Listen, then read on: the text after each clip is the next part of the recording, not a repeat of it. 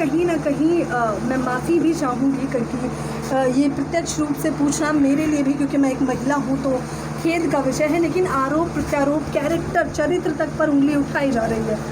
ऐसा जो है ना, मैंने हमेशा देखा है, मैंने हाथरस में भी देखा था कि जब हमारे लोगों के, जब हमारा केस मजबूत होता है, जब हमारा कोई आदमी पीड़ित होता है, तो उसे किसी न किसी तरीके का एंगल देके जो है उसको मोड़ा जाता है। मैंने अभी कंझावला का केस हुआ था, उस केस में भी मैंने देखा था कि किसी न किसी तरह से जो है उसके चरित्र पे जो है उंगली उठाई गई, उसके जो है उसको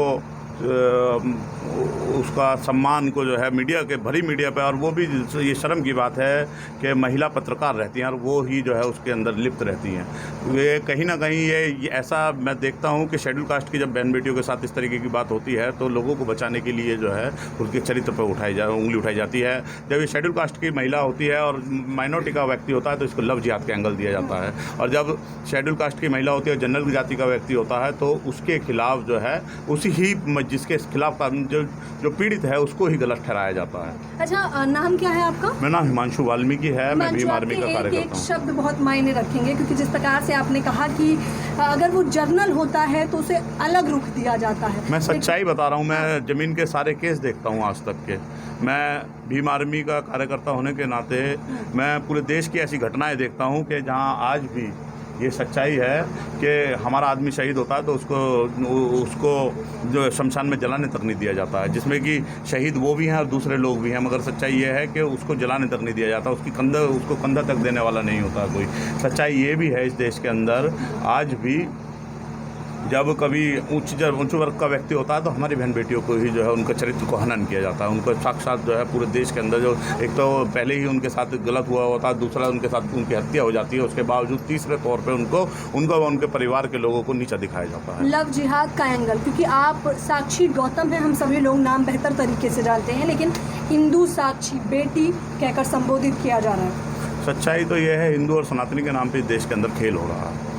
मैं भी जानता हूँ, आप सब लोग जानते हैं, इस देश को जो है बरगलाया जा रहा है, परिवार के लोग, सभी नौजवानों को बरगलाया जा रहा है। जिस तरह से पूरे देश की ऐसी घटनाएं हैं, मैं तो किस घटना का आपको वो दूं कि अभी पहलवान बेटियां बैठी हैं तो उनको जाट का एंगल दिया जा रहा है। क्या वो सनातनी नहीं है? मैं तो देखता हूँ उनका, वो तो बजरंगबली के मंदिर में भी जो है मत्था टेकने गए थे, मगर हमने देखा कि सामने वाला जो है उच्च वर्गीय है तो उसके खिलाफ नहीं कार्रवाई हो रही। अगर वो निम्न वर्ग का होता तो अब तक उसके पूरे परिवार को जेल में डाल दिया जाता।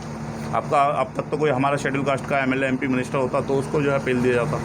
सच्चाई ये है कि इस देश के अंदर सनातन के नाम पे जो है लोगों को बरगलाया जा रहा है, लोगों को पागल बनाया जा रहा है, और अपना राजनीतिक स्वार्थ, अपनी राजनीतिक रोटी सेकने के लिए जो है ये सब चीज़ें हो रही हैं। मैं तो यहाँ भी देख रहा हूँ, यहाँ पे भी समय जब था तो जब दुनिया भर के लोग आ रहे थे, आज जो है घटना को 8-10 दिन से ज़्यादा होने को हो रहे हैं, मगर अब देख रहा हूँ कि पूरा मैदान खाली है, कोई नहीं आ रहा। मगर हमने देखा केजरीवाल, दिल्ली के सीएम अभी इन्होंने बताया केजरीवाल साहब ने ट्वीट भी किया और 10 लाख रुपए देने की बात करी, मगर अभी तक तो इन्होंने उस चेक की या उस चेक की फोटो तक नहीं देखी है।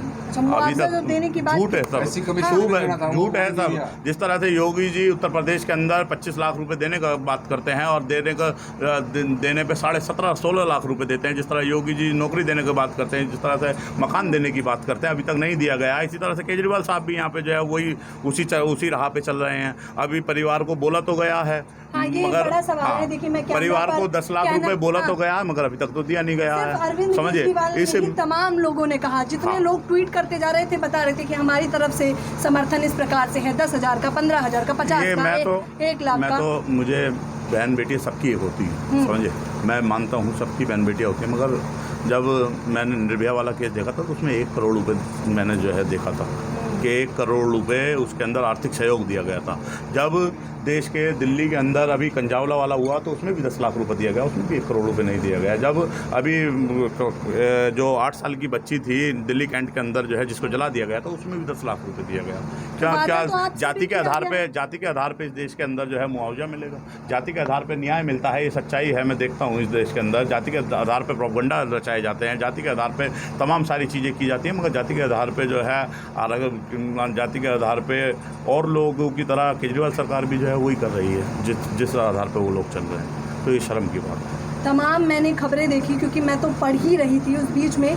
मेन स्ट्रीम मीडिया तो चरित्र का हनन करने पर तुला है, उस पर क्या कहना चाहोगे? क्योंकि आप लोग आए हो, परिवार से भी जुड़े हो, खास बातचीत करी होगी आपने। मैंने बताया ना, जब ये लोग घिरे हुए होते हैं तो कहीं ना कहीं किसी न किसी आधार पे जो है हमारी बहन बेटी जिनके साथ गलत होया होता है उनको जो है उनके चरित्र को हनन करते हैं, उनको ही गलत साबित ठहराने का काम करते हैं। मैंने तो हाथरस का देखा था, हाथरस में ऑनर किलिंग भी बता रहे थे वो लोग। फिर उसके बाद मैंने देखा कि उनको दोषियों को छोड़ भी दिया गया है। मैंने आज तक इस तरीके की किसी घटना में नहीं देखा। बिल्किस बानो भी देखा है मैंने कि सभी आरोपियों को छोड़ दिया गया है।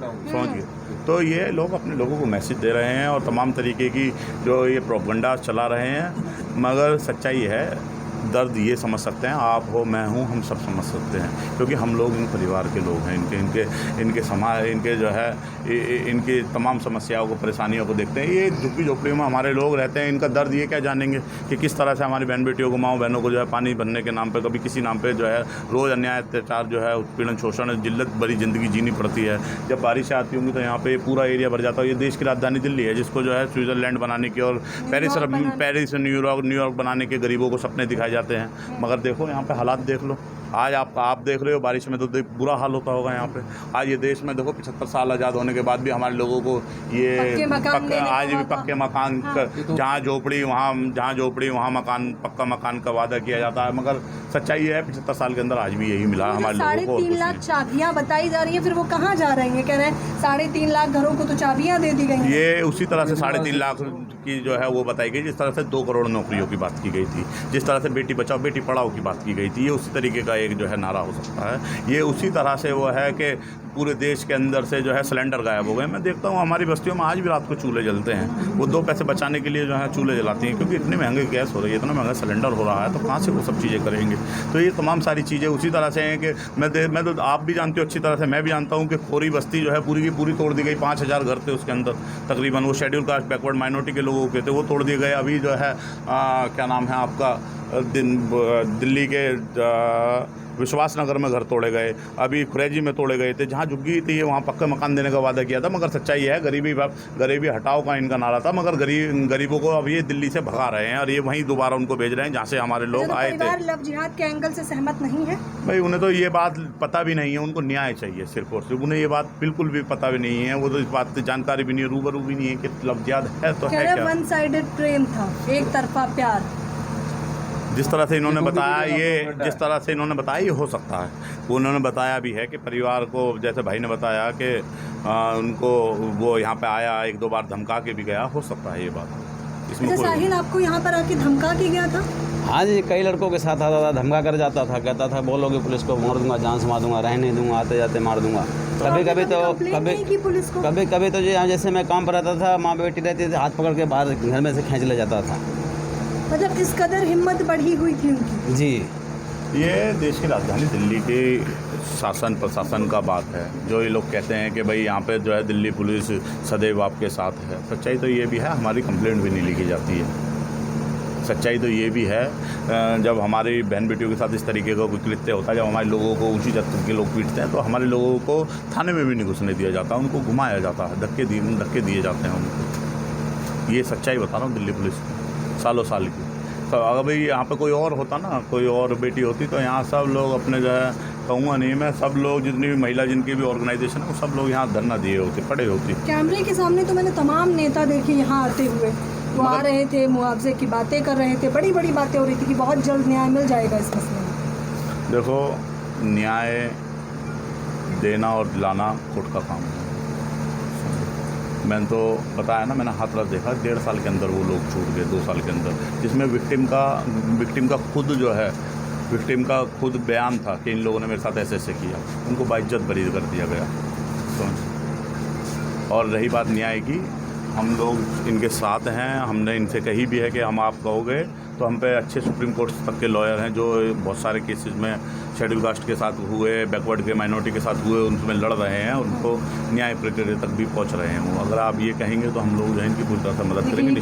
साफ तौर पर कि भीम आर्मी के तमाम, लेकिन अब भीम आर्मी जुड़ा है तो उम्मीदें हमारी टीम अगले दिन से ही जुड़ी हुई है, मगर समस्या ये है ना कि आपको दिखाया नहीं गया। नहीं, हमें दिखाना और देखना नहीं है ना, परिवार की मदद होनी चाहिए। हमारा लक्ष्य है कमज़ोर वर्ग के लोगों की मदद हो, सिर्फ और सिर्फ। हमारे लोग अगले दिन से ही जुड़े हुए हैं, जिनको राजनीतिक रोटी सेकनी थी, जिनको अपना प्रोपेगेंडा चलाना था, बड़े बड़े मीडिया चैनल्स को जो है पूरे देश के अंदर जो ये जातिवाद का जो भी ये सब चीज़ें जो करनी है, हिंदू मुस्लिम करना, उनको करना था, वो चले गए।